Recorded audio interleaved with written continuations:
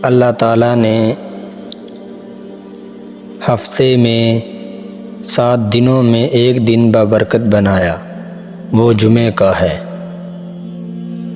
तो जुमे का दिन अल्लाह ताला ने पसंद फरमाया। इसमें एक घड़ी दुआ की कबूलियत की है, तो वो छुपी हुई है। इस घड़ी में जिस खुशनसीब को हाथ उठाने की दौलत मिल जाए तो दुआ फ़ौरन कबूल होती है।